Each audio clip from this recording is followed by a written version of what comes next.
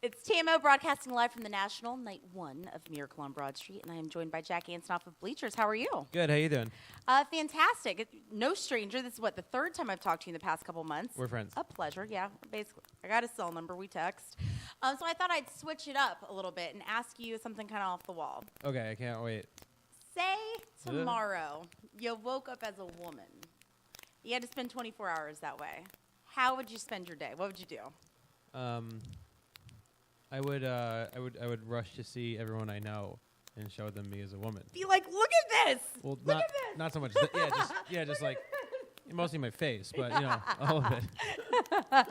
Yeah, I'd want to spend time with people I know as a different gender. That'd be interesting. Yeah. And maybe like have some experiences and see how different they are. Right. Like go walk down Broad Street and see if you get catcalled. Yeah, like that kind of thing. Yeah. Like when did you ever see that incredible Saturday Night Live? I think it was Saturday Night Live when Eddie Murphy dresses up like a white guy. No. And like the world is totally different. That would be awesome because yes, I feel like as a woman the world would be totally different. That's actually I'm going to dress up like you and walk down the street and see what it would be like tomorrow. Everyone would be like you piece of shit. I love it. On a serious note, I wanted to ask you this last time. Did you always know that this was your calling, or did you have a moment where you knew I'm going to be a mainstream success? Like this is going to be big. I'm going to be seen. Or have you just been kind of like floating out there doing what you love to do, and it's just kind of been like, hey, this is working? Kind of the opposite. I never thought.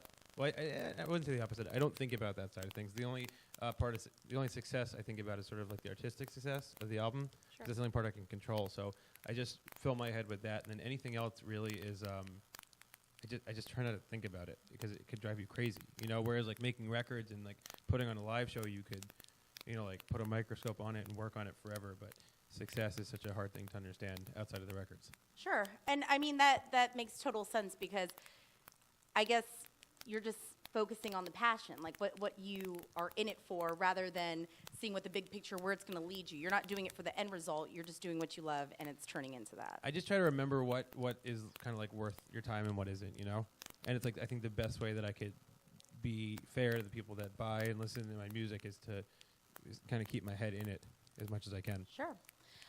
Without going crazy. That's the main goal.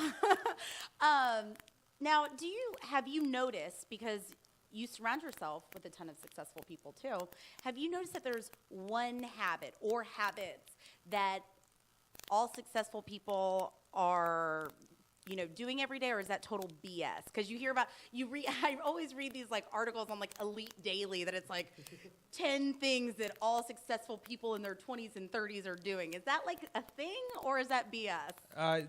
No habits. I mean, there's traits. There's ways.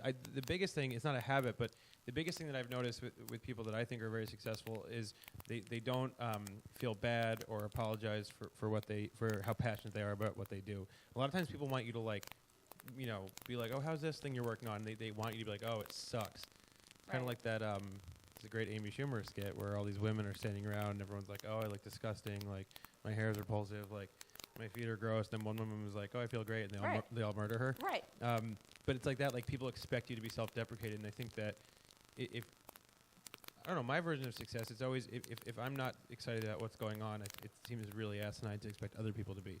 So a lot of people I think are very successful. I see them being very passionate about what they do, and right, and like excuses. owning it, like being proud about it, and whether saying, you this is me, this is what I'm bringing to the table. Totally. Hope you enjoy it too. Yeah, no matter what you do, I think it's a very important quality to have is to give a shit. I love that. Absolutely love that. Well, thank you so much for helping us wrap up 2014. Yeah, I hope I get to see you again. I'm sure I will. Yeah, hopefully before the end of the year, because that would be a really big goal. Incredible. Do you have any plans or resolutions for 2015? I haven't thought about it yet. I usually think about it like once the new year happens, then I consider everything that happened, and then things I'd like to continue, things I'd like to not do again, just kind of things I think I could do better. I think about that kind of stuff, but not until after the new year.